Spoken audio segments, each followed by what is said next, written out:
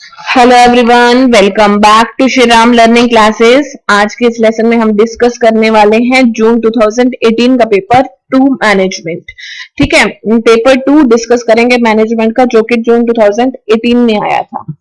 And अगर अब जैसे एग्जाम आने वाला है, जेई मेंस की डेट डिक्लेयर हो गई है, तो अगस्त तक शायद हमारा एग्जाम होने की पूरी पॉसिबिलिटीज है।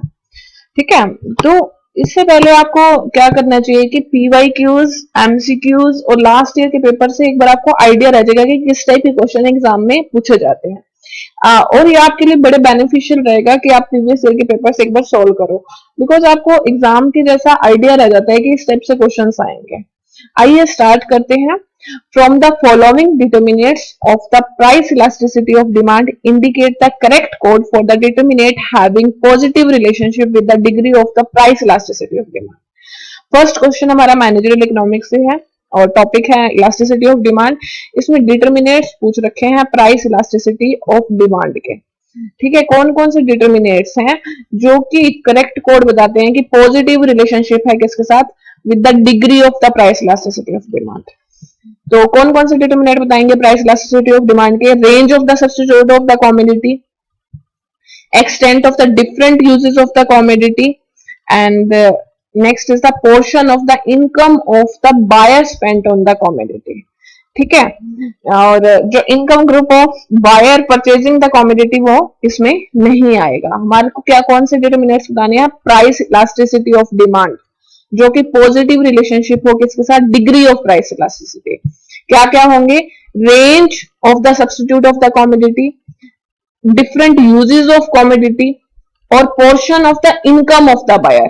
बायर की income, range of the substitute of the commodity और different uses of the commodity. ठीक है, ये तीनों के तीनों हमारे किसके अंदर आएंगे? फर्स्ट ए बी सी हमारा इसका आंसर करेक्ट होगा। ठीक है, नेक्स्ट क्वेश्चन इज, हमें मैच करना है। तो सबसे पहले आपको ये ध्यान रखना चाहिए कि जो आइसोक्वेंट कर्व है ना, आइसोक्वेंट कर्व कौन सा होता है? जो कन्वेक्स टू द ओरिजिन होता है। अब ये देखो, आइसोक्वेंट कर्व जो कन्वेक्स टू द ओरिजिन, यानी डी का फर्स्ट जो होगा वो हमारा आंसर होगा। ठीक है, ये ध्यान रखना। आइसोक्वेंट कर्व कौन सा होता है, ये डिटेल में मैंने अपने जो सारा का सारा एक्सप्लेन किया हुआ है हर एक टॉपिक। ठीक है, इकोनॉमिक्स की प्लेलिस्ट में जाके देखना, तो आपको सारे इकोनॉमिक्स से ये वाले टॉपिक मिल जाएंगे। Isoquant curve convex to the origin. ठीक है, आइसोकोस्ट लाइन कौन सी होती है? आइसोकोस्ट लाइन बताओ, आइसोकोस्ट लाइन में क्या आएगा? ये कांस्टेंट नेगेटिव स्लोप होता है। आइसोकोस्ट लाइन का कैसा स्लोप होता है?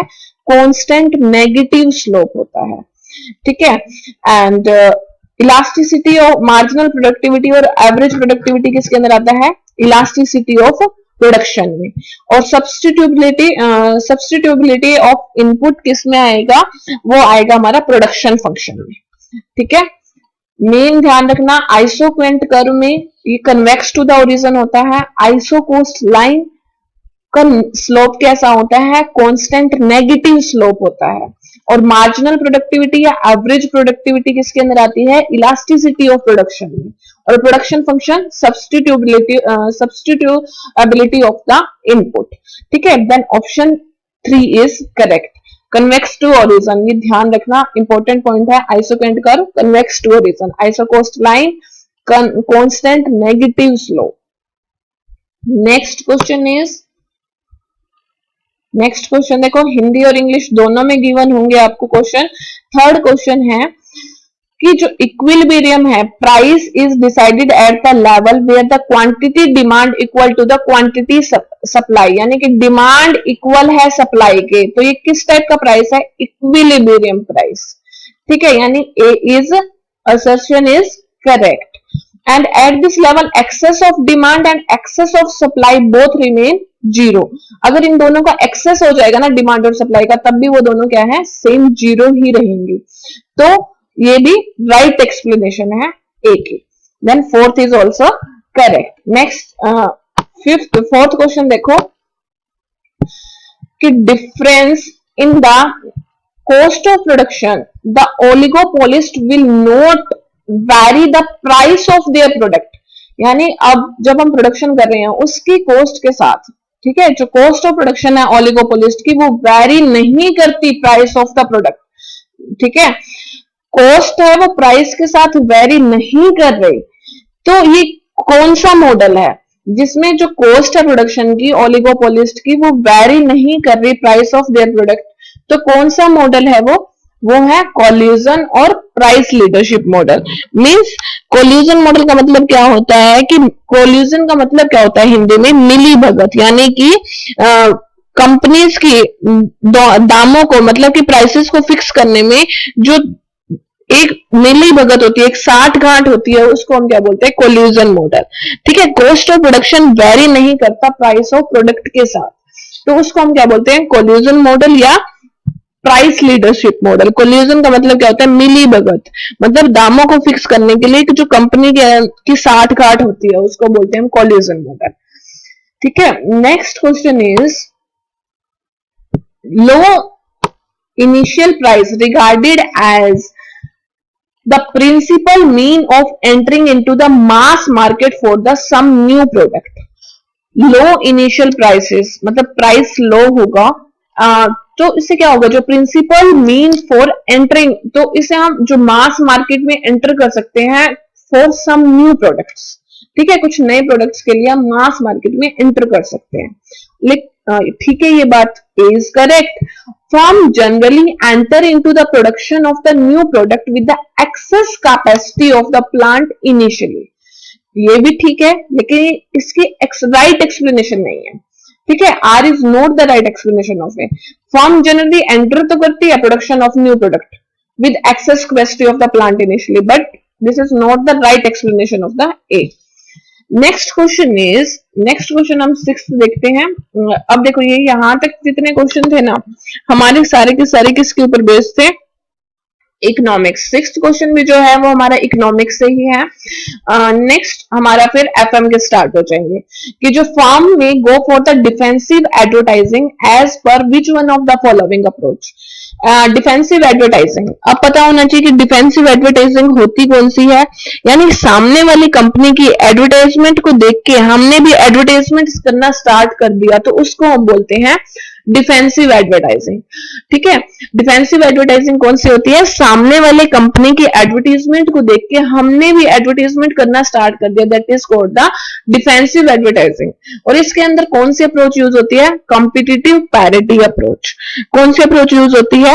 Competitive parity approach. एडवर्टाइजमेंट के अंदर ये कंप्लीट मैंने सारी की सारी अप्रोचेस एक्सप्लेन की हुई है, तो उस में आप मैनेजरियल इकोनॉमिक्स में एडवर्टाइजमेंट का टॉपिक जाके एक बार रिवाइज कर सकते हो। Next question is indicate the correct code from the following does not represent the profitability index of an investment proposal of A firm.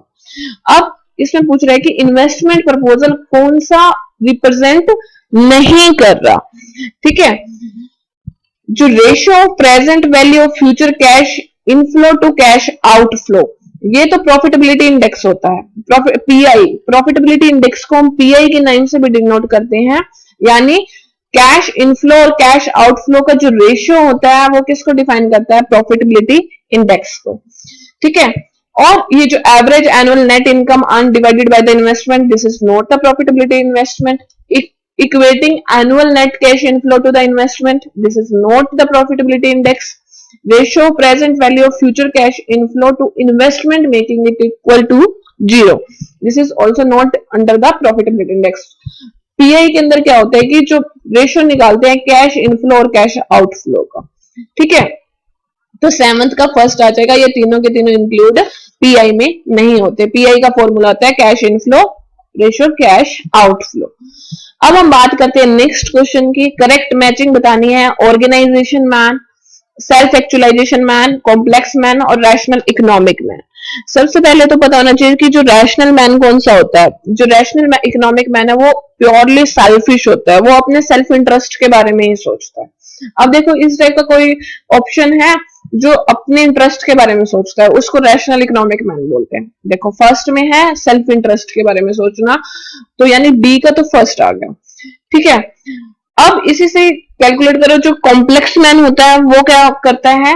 Complex man understand करता है human needs में not be the final step in understanding the human behaviour. जो complex man कहता है कि जो human needs को हमने समझ लिया वही फाइनल स्टेप नहीं है ह्यूमन बिहेवियर को समझने के लिए। Next, self actualisation. Self actualisation में हम क्या करते हैं कि एक हमारे अंदर कैपेबिलिटी हो जाती है कि डेवलप हो एक sense of creating the certain thing, that is the self actualisation. And organisation man में क्या होते हैं कि sacrifice the individually for the sake of group, that is the organisation man. ठीक है, तो सेकंड इसका आंसर करेक्ट हो जाएगा। रैशनल इकोनॉमिक मैन क्या करता है, सेल्फ इंटरेस्ट के बारे में, मतलब कि उसका मेन मोटिव होता है कि सेल्फ इंटरेस्ट मैक्सिमाइज करना, सेल्फ इंटरेस्ट एंड मतलब प्योरली सेल्फिश होते हैं। कॉम्प्लेक्स मैन सोचते हैं कि अगर हमने ह्यूमन नीड भी फाइनल स्टेप नहीं है ह्यूमन बिहेवियर को समझने के लिए। सेल्फ एक्चुअलाइजेशन के अंदर क्या होता है कि हम कैपेबिलिटी होती है कि वो डेवलप कर सके एक sense of creating certain thing, that is the self actualisation man. और ऑर्गेनाइजेशन मैन कौन सा होता है, इसमें sacrifice the individuality for the sake of group, मतलब अपनी जो इंडिविजुअलिटी होती है उसको सेक्रीफाइस कर देते हैं ग्रुप के अंदर काम करने के लिए। ठीक है, वो ऑर्गेनाइजेशन मैन होता है। वो सोचते हैं कि ग्रुप में मिलकर काम करेंगे, अगर इंडिविजुअली ज्यादा भी परफॉर्म कर सकता है फिर भी वो सोचता है नहीं, मैं जितना जैसे ग्रुप के साथ मिलके रहूंगा, मतलब वो ग्रुप के सोचता है सब कुछ। नेक्स्ट क्वेश्चन हमारा 9th क्वेश्चन है। इस देखो हमारे अब यहां तक जो क्वेश्चन थे ना एडवर्टीजमेंट तक, वो तो थे मैनेजरियल इकोनॉमिक्स के अंदर से। अब आ गए हैं हमारे, स्टार्ट हो गए हैं वो 7th क्वेश्चन था पीआई का एफएम में से, एंड 8th क्वेश्चन हमारा था सिंपल ये organisation man, self actualisation man. OB start हो गया कि balance theory of attitude formation, ये थ्योरी किसने दी थी, who propose the balance theory of the attitude formation, ये थ्योरी किसने दी थी, balance theory of attitude formation. इसके लिए आपको ना बेसिक सा कंसेप्ट समझना पड़ेगा। सबसे पहले एटीट्यूड होता क्या है। ठीक है, एटीट्यूड क्या होता है, एक लर्न प्रीडिस्पोजिशन होता है जिसमें हम एक इवेल्युएट करते हैं एक पर्सन के ऑब्जेक्ट, बिहेवियर और आइडिया को। या तो जैसे कहते हैं ना, इसका इस पर्सन का एटीट्यूड या तो पॉजिटिव रहेगा इसके टुवर्ड या नेगेटिव रहेगा, उसको हम क्या बोलते हैं, एटीट्यूड। अब एटीट्यूड की ना ये ध्यान रखना कि 3 थ्योरीज है मेनली। फर्स्ट थ्योरी कौन सी है, फर्स्ट है कॉग्निटिव कंसिस्टेंस थ्योरी, सेकंड है फंक्शनल थ्योरी और थर्ड है सोशल जजमेंट थ्योरी। अब हमारे इस क्वेश्चन में बात की हुई है बैलेंस थ्योरी की। जो हमने फर्स्ट पढ़ी है ना कॉग्निटिव कंसिस्टेंसी थ्योरी, उसी के अंदर ये पार्ट है इसका। कॉग्निटिव कंसिस्टेंसी थ्योरी का पार्ट है बैलेंस थ्योरी। ठीक है, कॉग्निटिव कंसिस्टेंस थ्योरी के अंदर कौन कौन सी आती है, एटीट्यूड है, जो थ्योरी है एटीट्यूड की वो तो 3 है, कॉग्निटिव, फंक्शनल और सोशल। और कॉग्निटिव के ये 4 पार्ट है, first balance theory, second cognitive theory and third affective cognitive consistency theory and fourth is the cognitive dissonance theory. ठीक है, अगर आप नोट्स बना रहे हो तो एक बार ये नोट कर लीजिए जो मैं आपको बता रही हूँ कि थ्योरीज के कौन कौन से टाइप्स हैं। 3 थ्योरीज बताई एटीट्यूड की, कॉग्निटिव, फंक्शनल और सोशल जजमेंटल। उसके बाद जो कॉग्निटिव कंसिस्टेंसी थ्योरी की जो टाइप बताई मैंने, balance theory, cognitive theory, affective cognitive theory और कॉग्निटिव डिसोनेंस थ्योरी। ठीक है, अब जो बैलेंस थ्योरी है ना, बैलेंस थ्योरी किसने दी थी, फ्रिट्ज हाइडिगर ने दी थी। ठीक है, बैलेंस थ्योरी किसने दी थी, फ्रिट्ज हाइडिगर ने दी थी। और ये फेस्टिनिगर ने कौन सी थ्योरी दी थी, उन्होंने कॉग्निटिव डिसोनेंस थ्योरी दी थी। और Charles Osgood and Percy Tannenbaum ने कौन सी थ्योरी दी थी, उन्होंने दी थी कॉग्निटिव थ्योरी। एंड रोजनबर्ग ने कौन सी थ्योरी दी थी, अफेक्टिव कॉग्निटिव कंसिस्टेंसी थ्योरी।